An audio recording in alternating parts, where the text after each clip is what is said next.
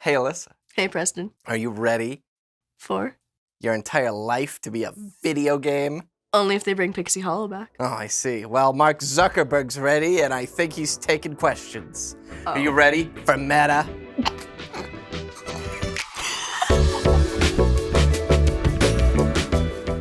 Hi, everyone. I'm Alyssa. And I'm Preston. And this is your weekly social. And today we're talking about Meta, or whatever Mark Zuckerberg's vision of the future is. His vision for the future. Last time it was talked about, this was before they did their big presser about all the technologies and kind of what Meta as a company is going to be looking at and what they're going to kind of move towards. But now we've seen some of it, and it's something. It's great. What the METAverse is, and it just kind of launched, was it this week? Meta's in development. It's in development, but it's a bit more public now for everyone to explore.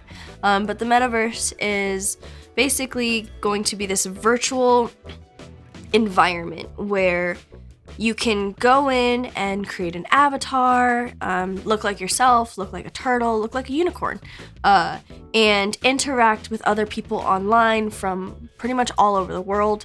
And you get to interact with other people and your virtual environment. And so in a way, it's kind of like if immersive VR and then multiplayer online RPG came together and created the METAverse. And there's been a few interesting things as a result of that announcement. The first is that the reaction's kind of been mixed, and kind of, I'd say, more negative, inherently because it's the Facebook shift. A lot of people are like, oh, it's Facebook trying to get away from themselves and all of the negativity associated with it. The other fact is that, oh, so the Matrix. Are you ready for the Matrix? And no, nobody wants the Matrix.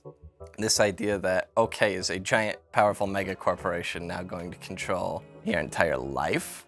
Yikes. That's not what I think we're looking forward to.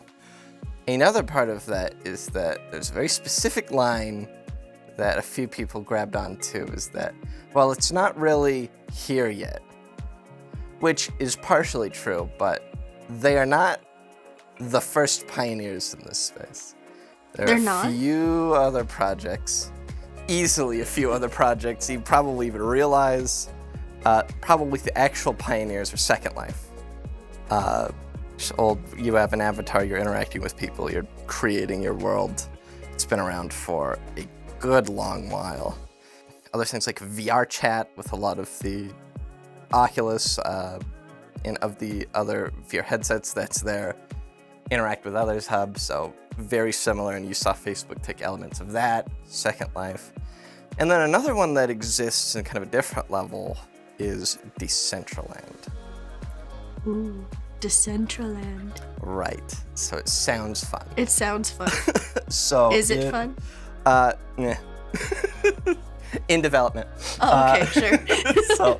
But it's this idea of another virtual world. It is built on blockchain, hence its name. Decentraland is trying to be a decentralized entity where individual players literally own the spaces. They own the land, they own the property, they build, and that there is actual money generated from that in the form of the mana token, which has a dollar value. So there are people that are like, you can make money in virtual real estate. It's bizarre. But one of the people that has participated, owns a casino, is Atari, which seems fitting considering what we're talking about. But it's something that exists, it's been in development, a lot of these have. So Meta coming in and saying, yeah, we're building it.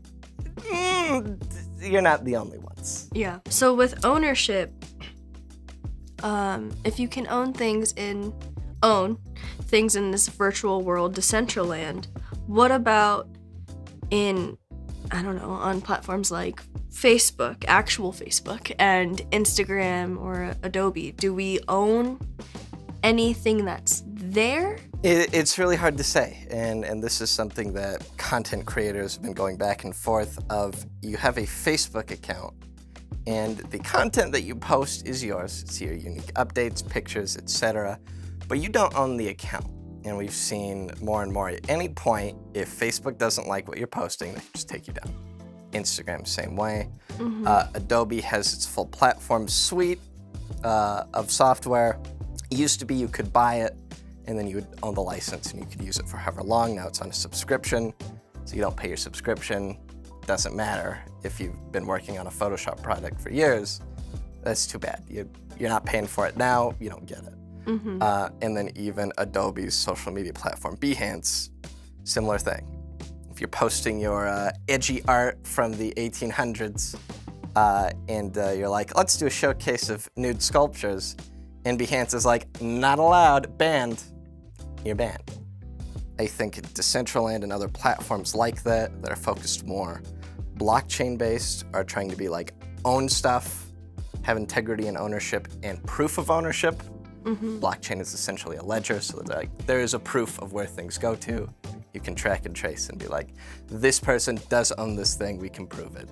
Nothing that can't be altered. So I could own virtual land and prove it. My dream mansion.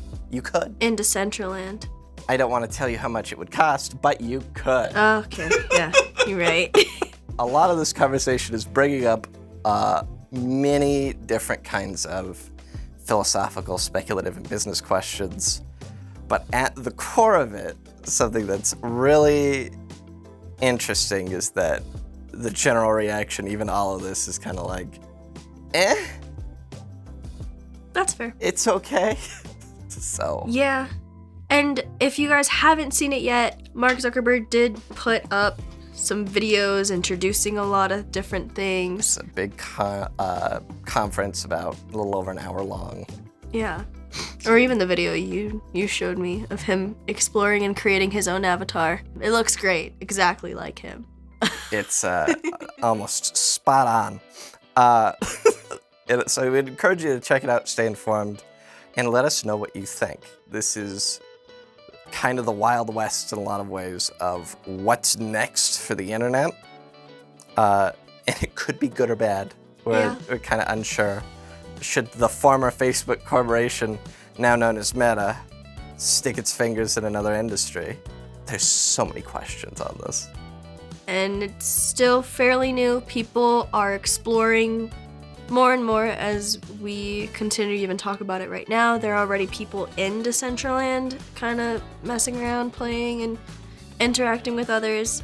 And so we'll keep watching. We hope you do too. If you guys like this video, if you want to see more content like this, and just listen to us talk, you can subscribe to our YouTube channel, like, comment, ring the bell. If you don't want to watch us, but you want to hear us, we're also on Spotify at Your Weekly Social. And follow us on all the social media at Pullman Marketing. And of course, if there's anything else you need in the form of a social service, or maybe a philosophical chat about what the world is going to be like in 10 years, feel free to reach out to us at pullmanmarketing.com. It's Decentraland. Decentraland. Decentraland. Metaverse, Decentraland. That's what it's going to be.